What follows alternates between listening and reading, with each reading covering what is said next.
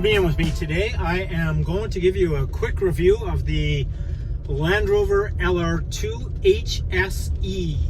The HSE model being the highest trim model available for the LR2, which is also known as the Freelander 2, which is badged outside of North America and England. So this particular vehicle is a 2011, and it's my own car. So given that I'm in the country of Brazil, this is called the Freelander 2 here, and this model ran from about 2008 to 2015, and so I'm kind of in the sort of the midlife of this vehicle's period of production. So this one still has the inline 6 3.2 liter inline 6 engine, pumping out about 234 horsepower here in South America, and about 240 pounds torque. So I just wanted to get that out of the way because there's a variation in the horsepower and torque here in South America compared to other markets in the world. Okay, just giving you a quick take here, sort of the good, bad, and the indifferences that I have with this vehicle so far. First of all, as you can see, I'm in the countryside, and I do a lot of, I would say, adventure drives. So I decided to get a 4x4, which is, full-time all-wheel drive, but also has the capacity to really get out there off-road and be a very capable vehicle. But I also wanted to retain a little bit of luxury and conveniences at the same time. So I got the HSE model, which has all the bells, whistles, and trims. So driving impressions, first off, are pretty good. It's a smooth vehicle. It's quiet. It has enough power to get you to where you're going. It's not going to win any drag races. I believe the vehicle is 4,200 pounds, something like that. So with about 235 horsepower, it is not the quickest vehicle, but it is very smooth. And those inline 6 engines, this one is Volvo derived, so you'll find the same thing in the XC90s, I believe, at the same era. So it's a good engine. It's really smooth, very quiet, trouble-free. This particular vehicle only has 45,000 miles on it, so it's just really getting broken in. And as far as handling is concerned, it's a little bit top heavy. The vehicle has about close to 9 inches of clearance on the bottom, so it makes it a little bit top heavy, which means that essentially you're not going to be taking corners at breakneck speeds. I had an X6 X-Drive 50i in Canada, and that thing, I could drive it like a sports car. This one you cannot. So essentially the handling department, it's good, it's smooth, it's predictable, but you're not going to be doing fast corner, and it's really not a vehicle intended to do so. This particular vehicle, the HSE, has all the leather trimmings. It has a navigation system, onboard navigation system. It has all leather seating, leather wrapped steering wheel, has the Land Rover badging everywhere. And generally speaking, it's pretty good. There are a few cheap plastics here and there within the vehicle that I've noticed, on the dashboard. But the good news is that the quality's not so bad. There's not a lot of rattles and shakes, given that this vehicle is about 8 years old. So, so far so good, as far as the quality of materials inside. What else do we have? We have a panoramic sunroof, which is always nice to have in any kind of vehicle, particularly if you're off-roading a lot like I am, or going off the beaten track. So the panoramic sunroof, definitely a thumbs up for that. So one in the front seat and one in the back seat. It does have a shade.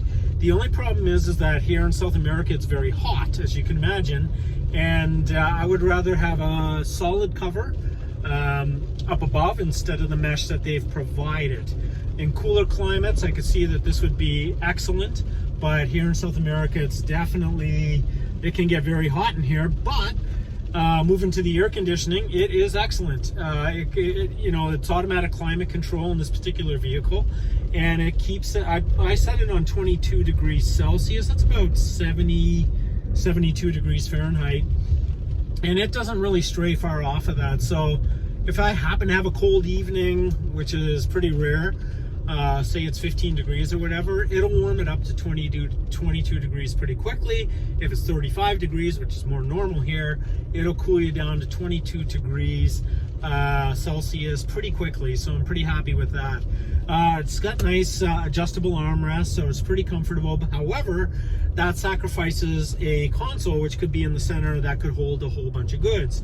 There are door pockets that are big enough to hold bottles of water, your wallet, and so on and so forth. I usually mount my cell phone on the windshield or somewhere else, so it doesn't really matter.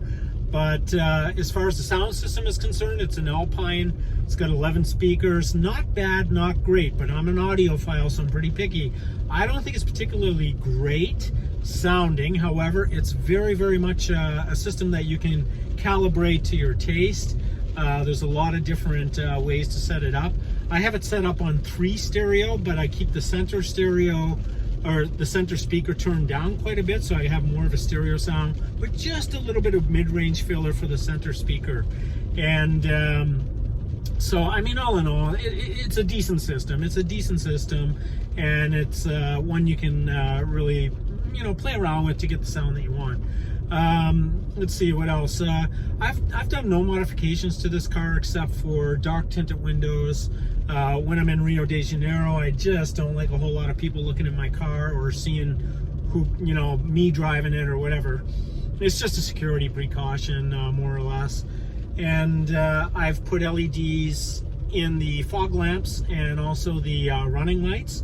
I've also put LEDs in the rear lights, the brake lights, and so on and so forth. So I've LED'd the whole thing. Same with the interior lights. It's pretty much the only couple of modifications I've done to the car. I might do something later, put maybe maybe oversize the tires a little bit. It does come with I believe it's 255 19-inch. They're 19-inch wheels, and I can't remember the tire. I think it's 255 35 19s. You can check me on that. You can fact check that one. What else? You know, I don't know really what to say. It's a smooth, nice, fairly luxurious, off-road capable, small SUV. It carries a bit of cachet with it. It is a Land Rover, albeit fairly, you know, entry level. But this particular vehicle, the HSE model, is it's pretty nice. You know, it's you can deck it out. I mean, it's really decked out with all the luxuries. It's set out. Driving position is beautiful. It's got all the memory seat. So a couple of different drivers can just come in, press memory 1, 2, and get to their driving position pretty quickly, which is easy to have a nice driving position in this vehicle. Don't want to make this go on too long. You know, it's kind of a quick take. I think it's too late to say that, but yeah, all in all, I mean, it's a solid vehicle. I've had no problems whatsoever with it. I've had no issues, no check engine light. I did quite a bit of research before buying this vehicle, and it comes across, from all accounts, it's a pretty reliable vehicle. That inline 6 should be bulletproof for 200,000-300,000 miles. It's about 500,000 kilometers. And you know, I'm sure some ancillary parts will fail. And being here in South America, in Brazil in particular, it's going to be very expensive to repair this car when that situation occurs. I am aware of that, and I have my eyes open, wide open, going into that. What else can I say? Just to sum it up, rear seat, by the way, just to point out, it's a raised rear seat. There's plenty of room comfortably for 2 adults back there. And it has raised seating, which is really nice because, you know, your backseat passengers don't have to sink back, you know, and sort of be in this, you know, lowered position. They're up high. They can see everything that's going on. The head clearance is amazing in this vehicle for the size of it.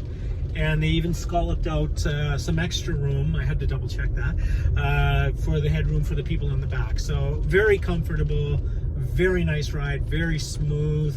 The power's decent. It won't blow your mind by any stretch, but it's just not that kind of vehicle. This is something where I can go off-road, and believe me, there's monsoon storms and, you know, crazy sort of off-roading opportunities here in outside of Rio de Janeiro in the country.